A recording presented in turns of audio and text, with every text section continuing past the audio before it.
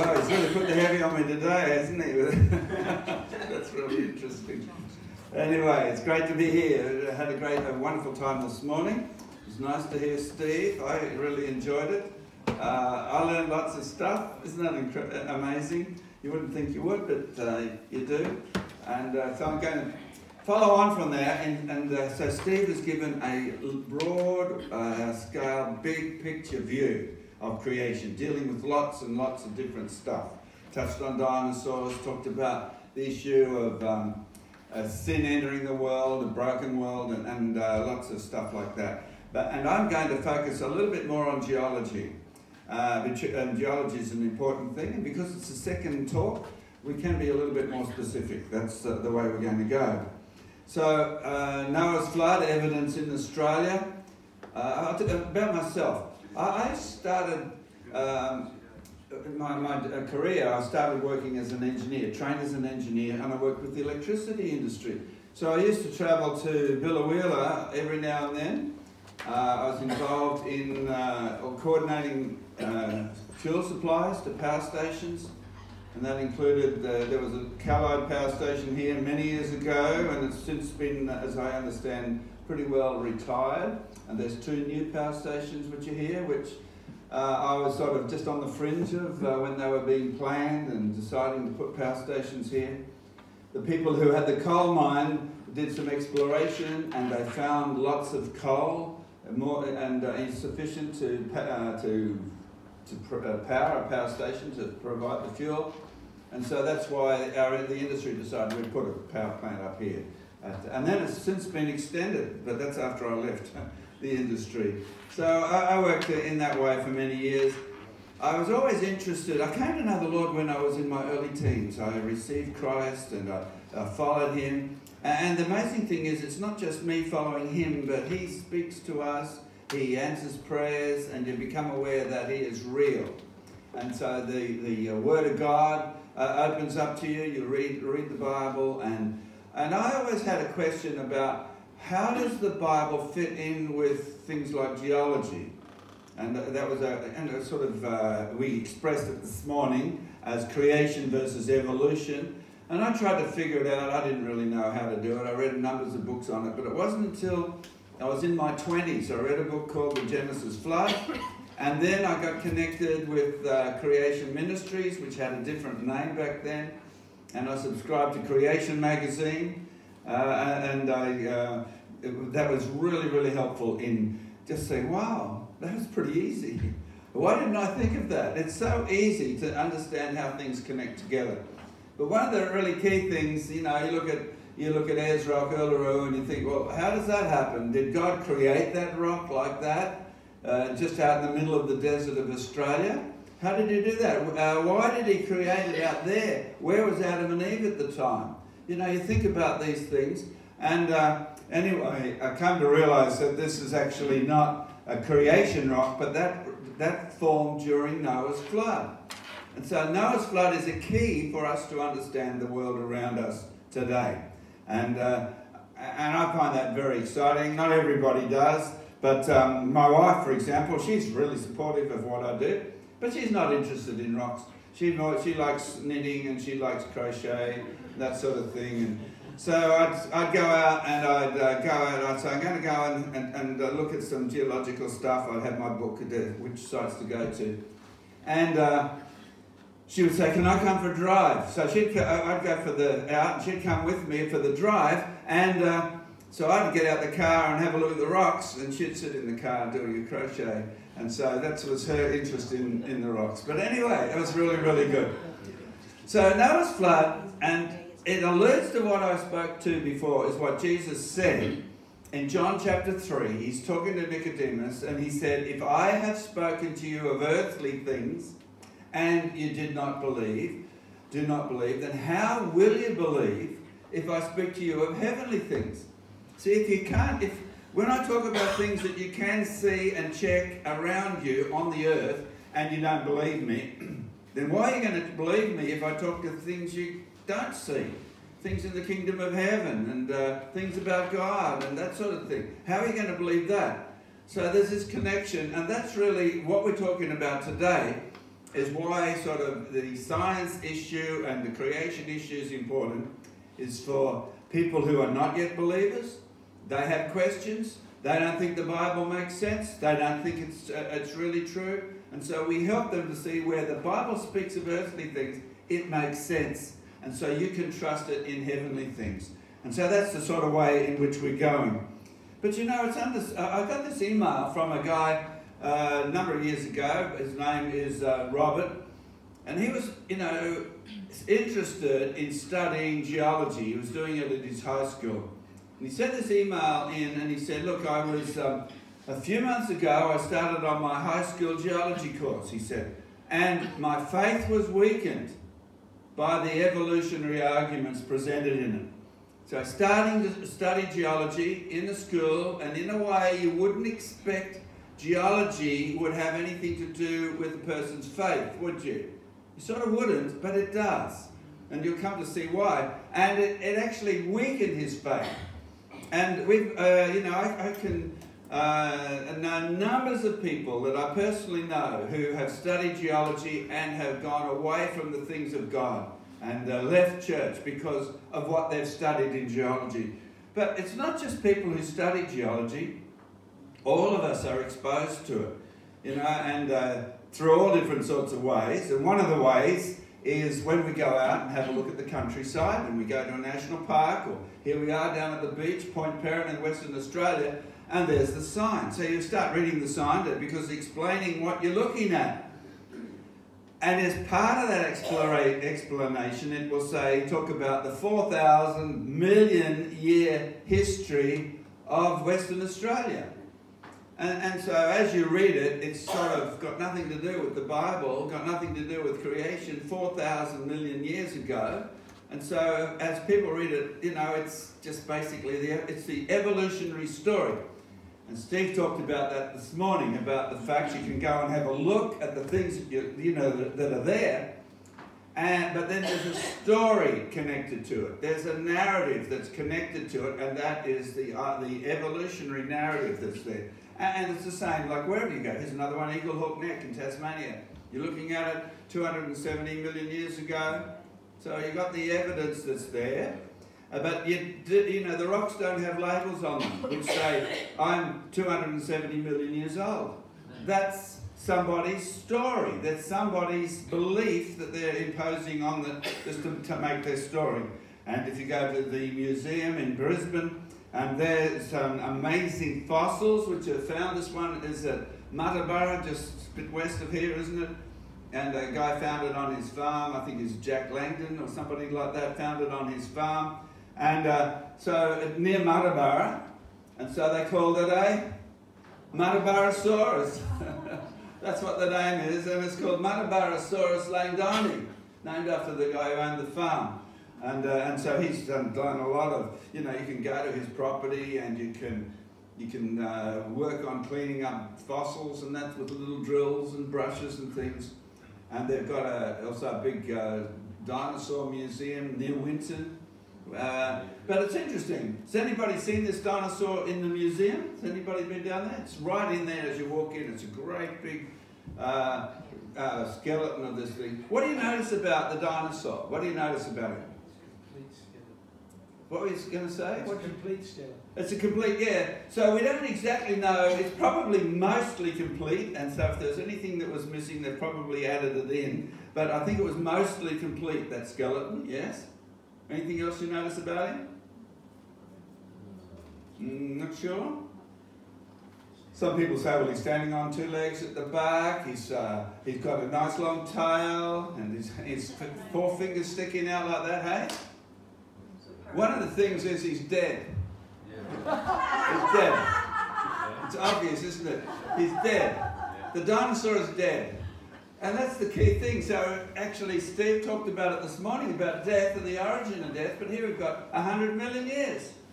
Death's been around for 100 million years, and long before that, but here we've got this dead dinosaur, animals dying, and that 100 million years ago. And so that's the idea of evolution. That's their story, is the idea that death, suffering and disease has been around for all this time, and it's actually led to our existence.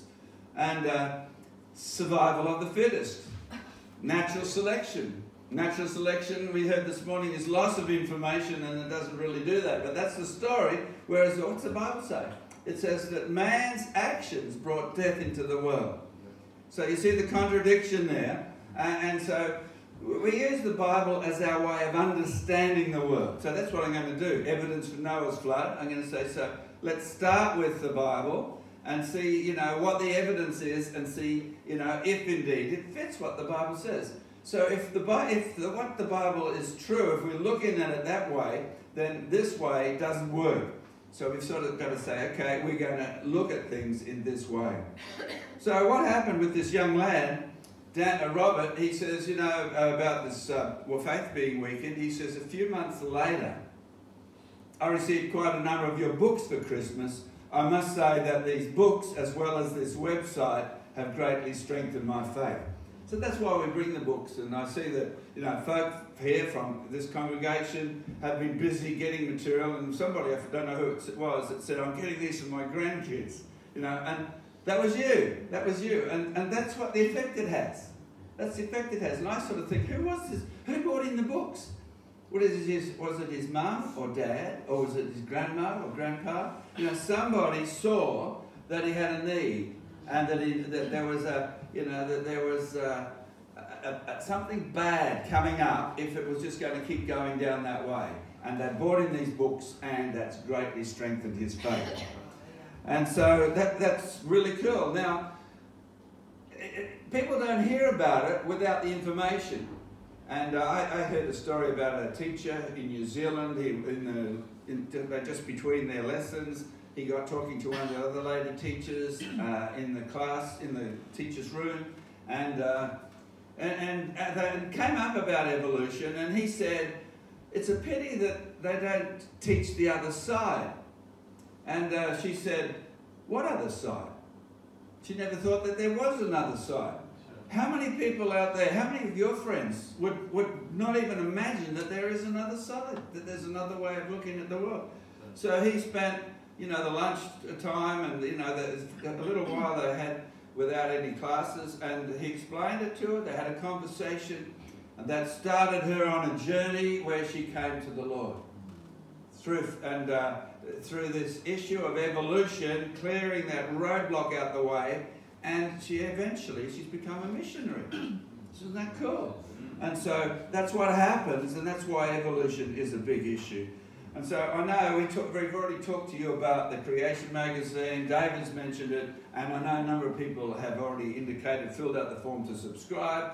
And Steve has already spoken to you about the website.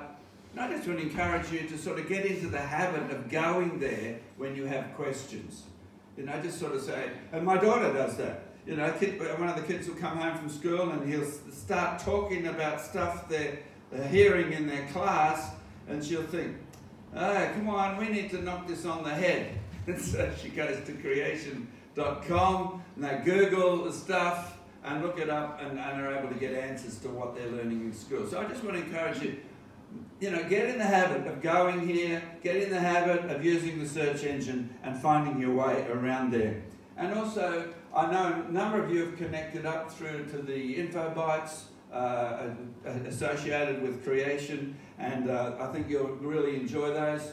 And if you haven't done it, you would have received these, and so you just fill out the back of them. And I think pretty well everybody's done it, haven't they? Filled those out. But that's really cool. Dr Tas, we can do that online as well. You can do that online from the front page. It's got a place where you can fill out, you know, to receive the newsletter, which is good. And we get so many, you know, we have people sort of say, I've been receiving the newsletter for a year now, and I have learned so much. It's a fairly painless way of coming up to speed. You know, it comes out regularly. It's a bit like the magazine. So I'm going to talk about, so it's a story, it's a narrative that goes with it. There's a geological narrative that we've talked about it in the science, and it is in the school textbook. The school textbook, Year 10, Big Ideas, Science Year 10, the new Australian curriculum, Oxford University, and here it's starting with teaching the kids about evolution. It doesn't start in Year 10, it starts in preschool actually, when they start talking about dinosaurs. And it's got this little diagram which the kids, 14-year-old children, you know, have to learn at school. And this is a diagram with lots of different animals on it. And it says here, the history of living things as determined by paleontology. And so there's little pictures of different living things, and it's got dates alongside. So we've got here, for example, we've got this is a trilobite, and it's some 450 million years old. And here's a dinosaur, some 250 million years old, right? And so this is the history. These are the various plants, pine trees, people, horses. And so that's what they're teaching. The kids have to learn what the history is and be able to write answers on it and answer exams about this history of the world. And we've already, and Steve's already indicated here, but the issue with that, and a lot of people see this and they know, well, I know that trilobites are real. I know that these fish are real. Dinosaurs are real. I've seen them in the museum. Birds are real. And, you know, horses are real. So these are real things. And so they just say, it must be true. And so people will accept these dates, 450 million years, 300 million years. And so they just assume, well, that must be true. They sort of don't even think that out loud. It's just, that must be true as well. So then people, if they're Christians and they're involved in church, or young people who've grown up in youth group, they'll start to puzzle and think, how does this fit into the Bible? And they'll start to try to think of ways, and they might ask their pastor. And if they came and saw Pastor David, you know, he'd give them a good answer. But a lot of pastors can't give a good answer. You know, pastors will say things, well, that's true and the Bible's true. They're both true. Or there's all sorts of answers that they get, and the kids think, Julie Gillard, she said she asked questions, didn't get any satisfactory answers. And so she said it just gradually lost faith as more and more she didn't get answers. And so that's why it's important. So, and the big, you know, the contradiction when people try to put millions of years in the Bible, you know, you saw this one about Adam and Eve, day 6, when God's created them, a beautiful world, and yet if we put that history of living things, millions of years into the Bible, maybe the days were long periods of time, or maybe there was a gap, or, you know, various ways that people try to fit it in. You've got this issue of death, suffering and disease before Adam and Eve. And so the question is, how do we deal with that? How do we explain that fossil record? And the answer is, it's not actually a record of the history of living things. It's explained by Noah's flood. So that's why Noah's flood's the key. That's why Noah's flood is such an important thing just to get your head around, to understand where it fits together and how it holds everything together. And so Noah's flood is the key. And so when we've got this book here, this Oxford Press, I should really have a little line which comes down and covers up those numbers, because they're just people's opinions, people's ideas. But we changed the words at the bottom. So instead of the history of living things, this is the burial of living things during the global flood.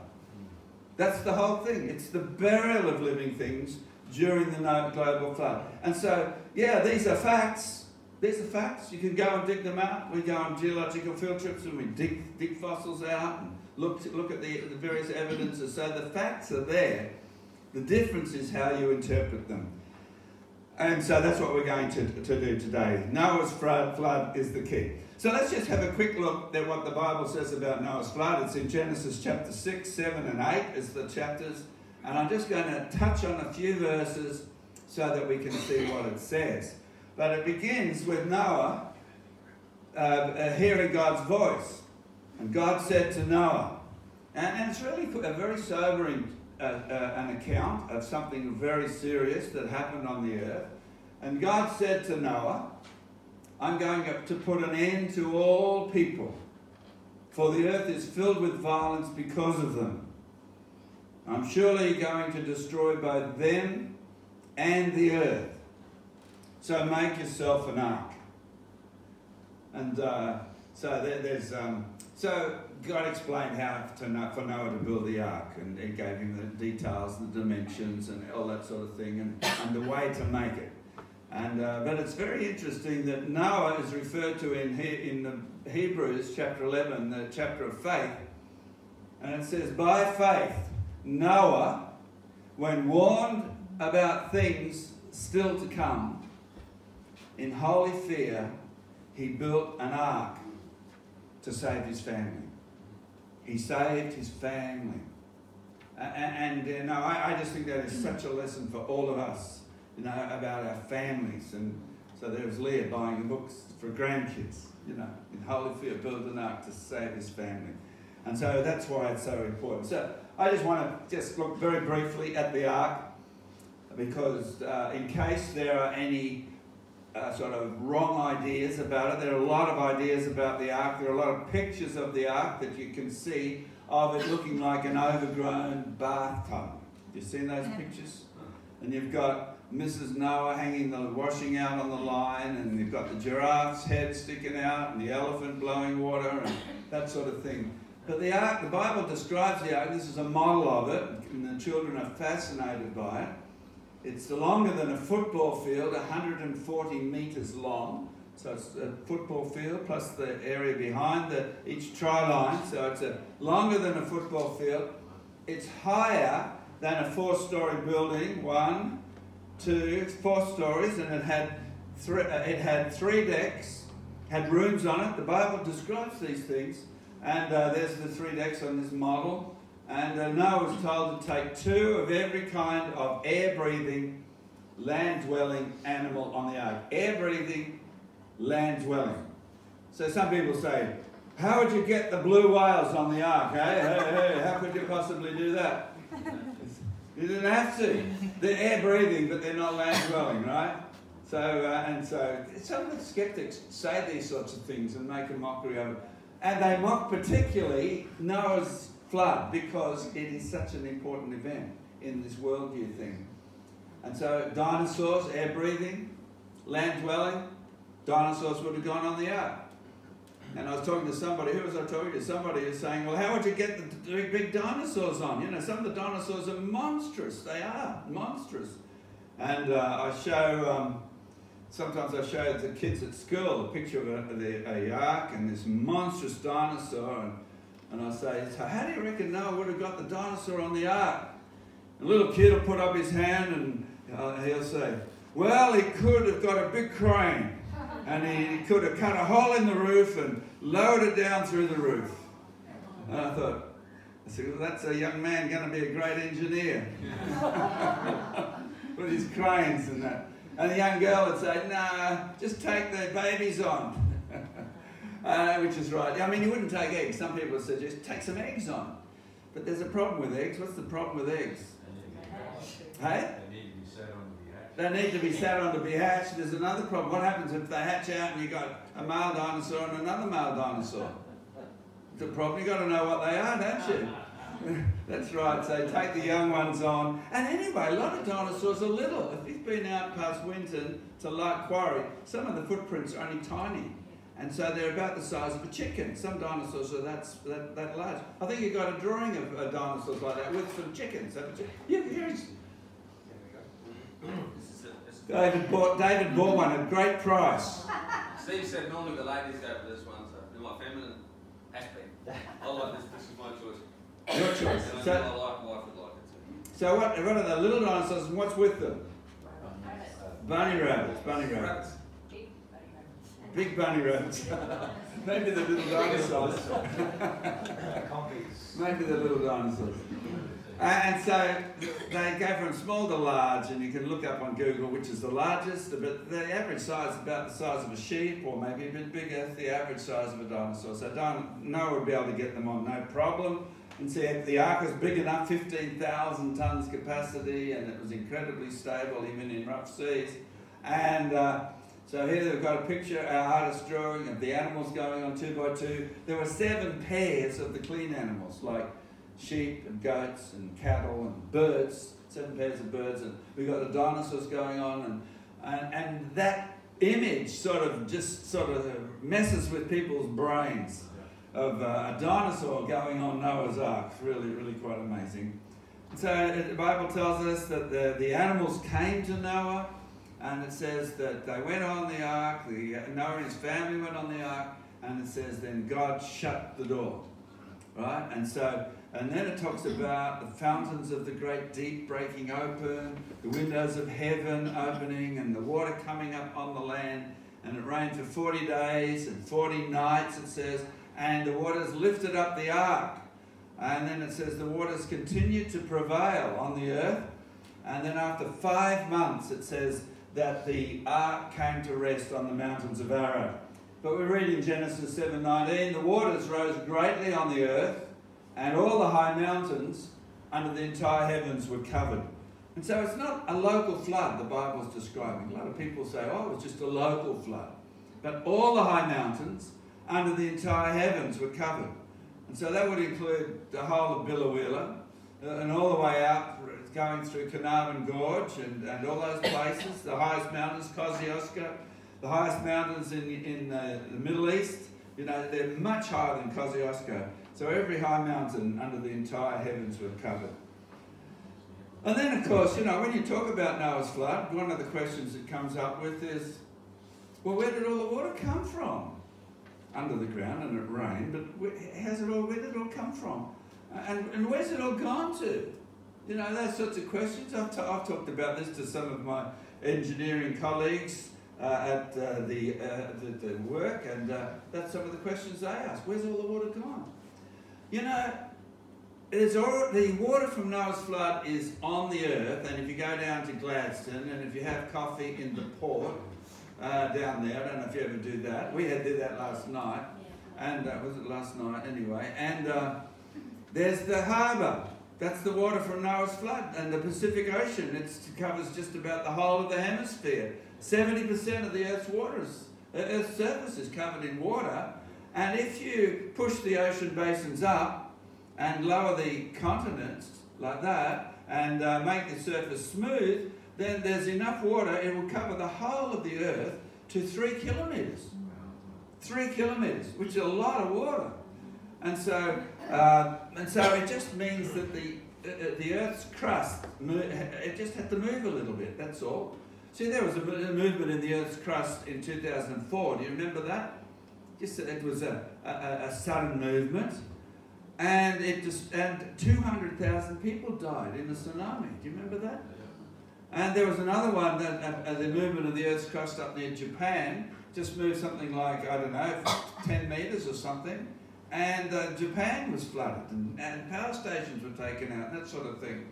And so here we've got like a little diagram of the Earth's surface. It's been smoothed, and there's the 3 kilometres of water on it.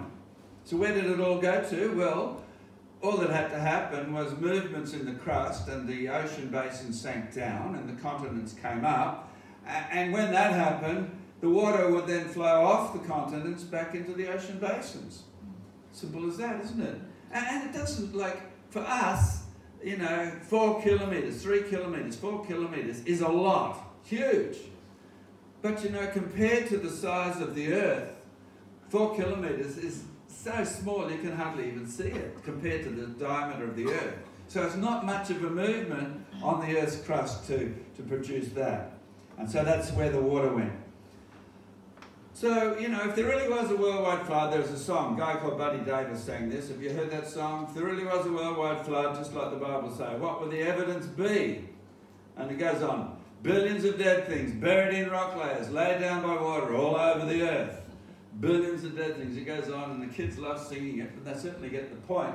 And so you'd expect to find dead things buried in rock layers. And when you look, you go, that's what people find. Farmers out west, they find all these seashells, ammonite fossils. Like it's a bit like a squid that sits inside of there. And look at the size of it. It's quite a large fossil, and the farmers find them on their property. And so the geologists say, well, once upon a time there was a great inland sea covering Queensland. Have you heard of that? Yeah. Great inland sea. They don't recognise it as Noah's flood. It was Noah's flood, but you know why they don't recognise it? They put the wrong date on it. 100 million years ago. That's what they say, and nobody thinks it's got anything to do with Noah's flood, but it was. The graphic evidence is there. And a farmer will go there and he'll find this dinosaur, this an ankylosaur, on his property. And so they recovered it, and it's, again, quite well preserved. You can see some of the details in its skin, the ossicles in its skin, and they've got a model of it at the museum there at Richmond. Has anybody been up to the museum? We have to go. It's a fascinating museum. And so we find this evidence, these billions of dead things buried in rock layers. And so there's a tragedy of animals dying, and the Bible describes that, Genesis 7. Every living thing that moved on the earth perished. Birds, livestock, wild animals, all the creatures that swarm over the earth, and all mankind. Everything on dry land that had the breath of life in its nostrils died. And it goes on to say, only those which were with Noah on the ark survived. And it just goes through 3 times. It says that sort of a thing. And so you'd expect to find evidence of these creatures buried in sediment. You'd expect to find evidence that they're buried rapidly, and you find that. Here's another place out at Richmond. A farmer found the skull of this plesiosaur, which is a swimming reptile. He found it on his property. He rang up the museum, and these are 2 paleontologists from the museum. It's lying on its back. It's some 4 meters long, and it's incredibly well preserved.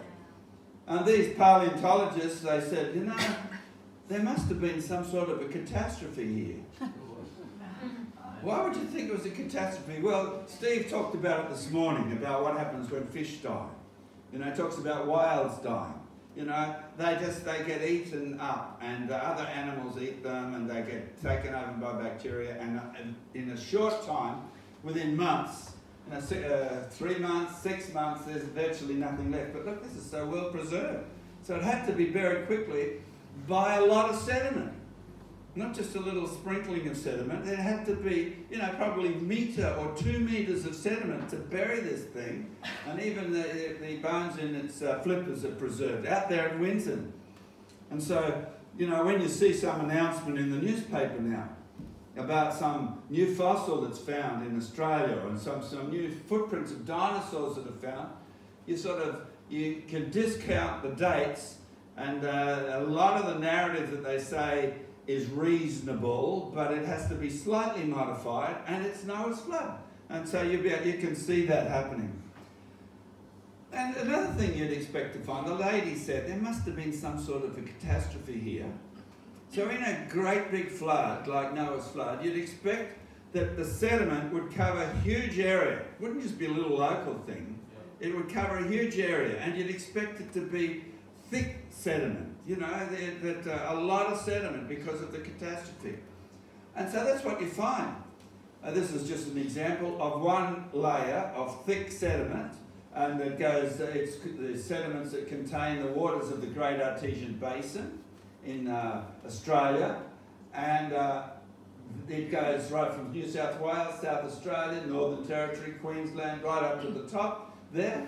And so these sediments cover a large area. That's where you find the dinosaurs, in those sediments. And if you take a little section along this line, if you sort of turn it on its edge and make a cut along there, this is what it looks like. It's exaggerated so you can see it, 100 times exaggeration, and this would sort of go back down to a really thin, but it's exaggerated. And you can see these sediments goes down to 2 to 3 kilometres deep in places around Roma. You can see these layers of sediment go up here, they're cut off. You can see they're cut off there, they're cut off here.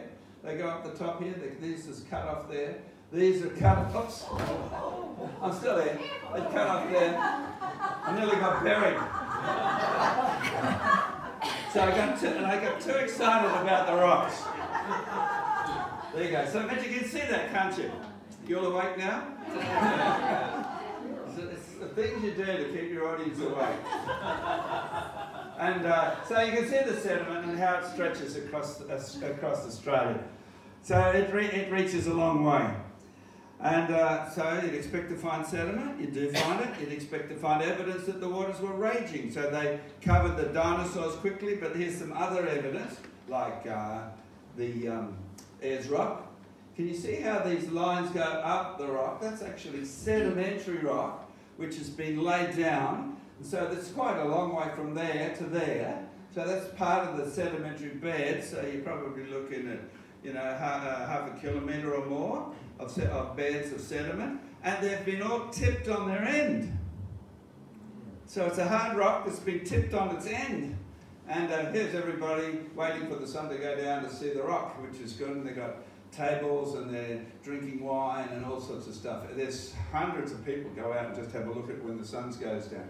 But geologists have drawn up a geological section here. There's Uluru, and you can see these sediments go down. That's 8 kilometres. This is 4, something like 3 or 4. And these sediments have been pushed up so that they're going down like that, so that the layers are sitting vertically.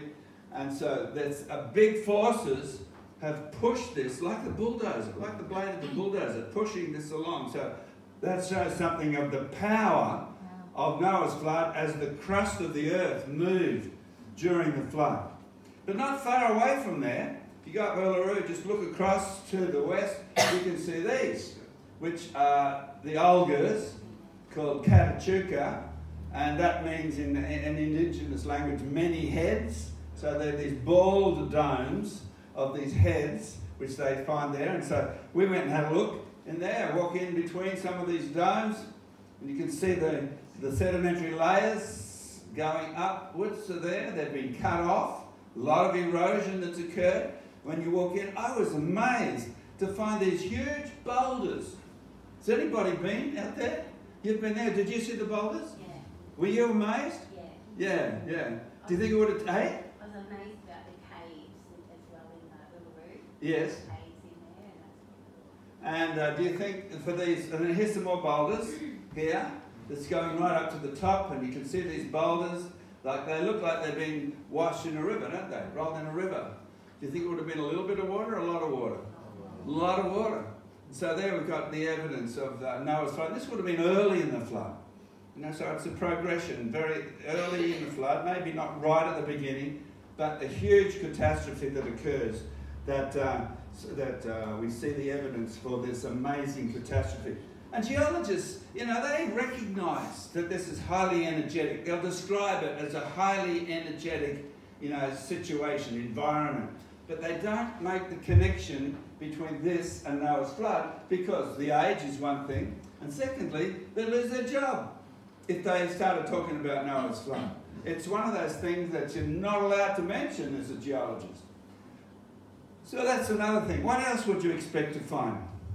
Well, you'd expect to find evidence of massive erosion too. If there was a global flood, when the waters flow across the land, and they would go backwards and forwards at different times, and we find erosion at different levels, but the last period of erosion was as the floodwaters were going off the continent back into the oceans, right? And so the ocean basins would sink down, and they'd probably sort of sink down and go bump and then bump and then bump. They sort of go down in stages, you know, that sort of thing, not just all up, not like a lift, nice and steady, but it'd probably go in steps and jerks. And so you'd expect to find evidence of erosion. And so you do. For example, there's 3 sisters, you can see they're eroded. Right? And you can see this sedimentary rock here deposited in these sisters. It's the same as the sedimentary rock there. And you can also see the flat surface on the top of there. And I noticed driving around from, as we drove here this morning, you can see a lot of these flat surfaces, can't you, around this area, these plateaus. And the plateaus, they sort of sit in one area, and then between the plateaus there's a big area that's also flat. Is that right? Around here? And so here we've got this flat surface.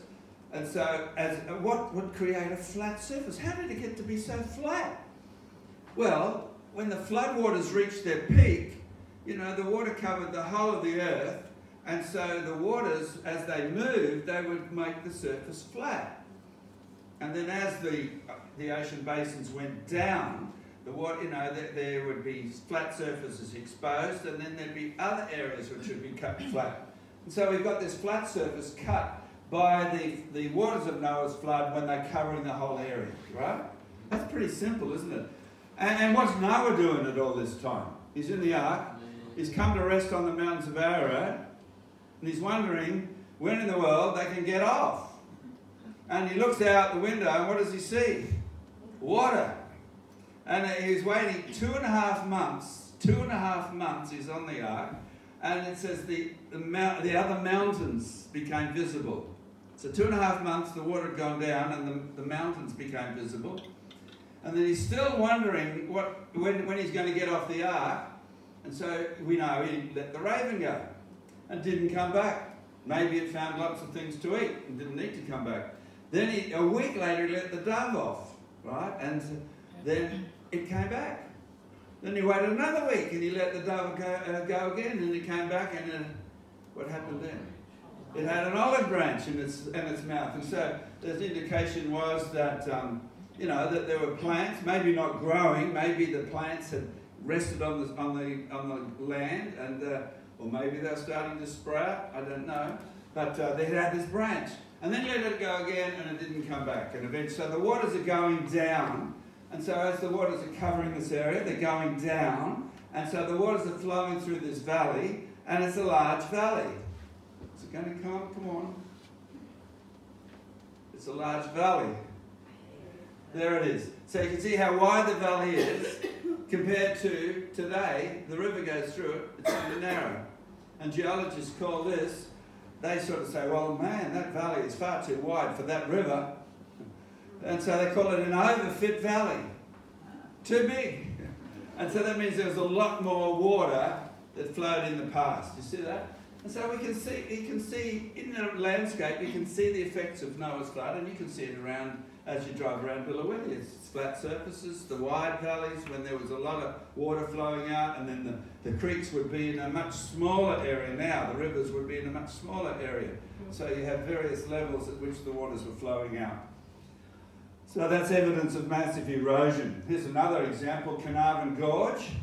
And the beautiful gorge, you've got the high walls there, a couple of 100 metres high, the little creek that flows through, and the change of climate. It's a sort of bit tropical sort of climate inside there, not so dry. And when you reach, it's 1 kilometre wide here, and then the walls go up, and see how straight the walls are, how straight they are. There's not a lot of stuff falling down at the bottom, it's straight. And then the canyon goes wide, the gorge goes wide for another 4 kilometres wide, and it goes up again. So it's 2 stages where this gorge has been cut. And here it is, right here. This is the Bowen Basin. This is the Great Artesian Basin. Have you heard of the Bowen Basin? Have you seen any coal from the Bowen Basin? You see, well, I think you're in the Bowen Basin here. I'd be coloured, I think so. I'm not sure. Just have to check. Maybe you're in closer here. But that's where it is, just in there. And so this is a guy standing on a lookout at the Carnarvon Gorge, looking along these incredible escarpments. The gorge is behind them. That's the mouth of the gorge, the entrance to the gorge. And you can see the flat surface again. See the flat surface? And it's been flat, and there's been basalt, that's hot lava, runny hot lava like there is in Hawaii. You've seen the eruptions in Hawaii, it runs like water. It covered this whole area. And since it's covered, it's all been eroded away. Right? And so if you look at a geological map of the area, this is where the guys are standing, sitting up there, right, on that thing there. And this is the escarpments you're looking along, this one and this one. And the gorge runs through here. That's where the gorge runs through. And this is the flat top. So it's a little bit exaggerated, the vertical scale. And you can see how the sediments, the geologists can trace the sediments. You can see how they've been folded. So there's a lot of material being eroded out there. And a lot of material being eroded out there. And so this material, especially this, would have been eroded as the floodwaters were receding. And so where's all that been dumped? At the edges of the continents. Yeah. Forms the continental margins, the continental shelves are formed as this material was taken out by the water and eroded away. This was probably being eroded by the receding floodwaters, plus earlier on in the flood. And so when you see this particular thing, and once you sort of understand a little bit about what's happening, you can see Noah's flood in it. That be right? Once it's explained, and you can see how sharp these are sharp escarpments, and there's not a lot of material at the bottom of them. Sharp escarpments. It's all been taken out, and you can see the evidence of Noah's flood there. And so when we look at this map, and we see that there's been materials been eroded from these different areas, that it would have covered a much larger area. And we're not surprised at that, because the Bible says it covered the whole of the earth. The waters covered the whole of the earth, and so it covered all of Australia. So there's other things we could look at. I just want to look at maybe one or two more. And one of the things would be, well, when did the flood happen? It was about 4,500 years ago. You can work that out from the genealogies in the Bible. It's not hard to do. And so you'd expect to find evidence of youthfulness and compared to millions of years. And when you look at opals, you know, opals are beautiful, aren't they? They've got this colour in them, and it's lovely for jewellery, beautiful on pendants. And the jewellery shops will even say they're millions of years in the making. But there's a guy at one of the opal prospecting areas where they do prospecting, not scavenging, what is it called? Anyway, prospecting area, and he's got a little tin shed, and he does experiments in his tin shed, and he does these experiments in Vegemite jars. And so he gets the sediment from the area, gets a certain liquid, and puts it in, and then within 10 days, the opal colouring appears. So the quartz sand, the quartz sediment here, it changes, it absorbs the water, and it forms the opal crystalline shape. It's the same shape as the crystalline opal. So that's one example of how things form quickly. Another example is, this is Catachuca, the Olgas. You can see there's sediment here that's eroded off. Not a lot, see, there's a bit like an apron here. There's a few boulders around that have fallen down, but it's not like it's all piled up around it. And so, if it had been eroding for millions of years, you'd expect to find lots of sediment there. And so there's very little debris at the bottom. It's the same with we're talking about this, overfit valleys, very little debris. There's steep escarpments there. And also, there's very little debris around here. You talked about the caves in the surface. Somebody did, you did. And so there is some erosion which is occurring in forming the caves, but there's not a whole lot of debris around the bottom of the rock where it's eroded out. So it's, you know, not heaps and heaps of stuff. That points to it being young. So one evidence of youthfulness. Another evidence of youthfulness, and David mentioned it this morning, and this is not in Australia, but you do find these things in Australia. This is up in Nova Scotia in Canada. And we've got these layers of rock. You can see these strata that have been tipped up a little bit, they've been eroded off. And as you walk along, you can find that in the layers of strata, you find these trunks of trees going through these various rocks. Now, when they originally found this, the first person that said that these trees grew in place, and that they must have taken a long time to grow, you know, 50, 100 years for these things to grow, and the sediment has built up around them, and it would have taken a long time, thousands of years for the sediment to build up. But you see, if the sediment took thousands of years to build up around this tree, you'd expect the top to be all sort of rotted away, wouldn't you? But it's a nice, smooth shape of the tree. Doesn't show evidence that it's taken a long time. And also, when you go and have a look at the bottom, you find that it doesn't have roots at the bottom. They're broken trunks that have been washed into place. And there's a matter of fact, there's a guy in England talked about this. He finds these in England. We find them in Newcastle, just near in South Australia as well, in New South Wales. But he's got a drawing that he quotes from. See these trees that are going through the coal measures, and he says the same thing. Why aren't they rotted at the top? he says we cannot escape the conclusion that sediment at times was very rapid indeed. So he's a guy that grew up at the slow and gradual, and when he was taught at university, and yet when he actually went out and did his geology after he got his degree, he found that the evidence contradicted what he'd learned at university. And he wrote a book about it, and about these sorts of evidences, but still, the universities still haven't changed their thinking. So there's some evidence for Noah's flood in Australia. Probably think, okay, that's good, I understand that, let's move on. So what do you think about, I hope that's been of interest to you. Okay, so we've also always, one of the books that talks about this, How Noah's Flood Shaped Our Earth. That's a nice, colourful book by Michael Ord, John Reed, and it goes through a lot of the evidence and a lot more of the things that I haven't had time to talk about today. There's a guy I met down on the Gold Coast. His name was Colin, and he's got a large family now. But he said when he was growing up, he said he went to school and they learned about evolution at school. And he said, and he grew up in a church. He said, I didn't think that my teachers would lie to me. That's what he said. I didn't think they would lie to me. They were teaching him things which weren't right. He said, I didn't think my teachers would lie to me. And so I just believed what they told me about evolution.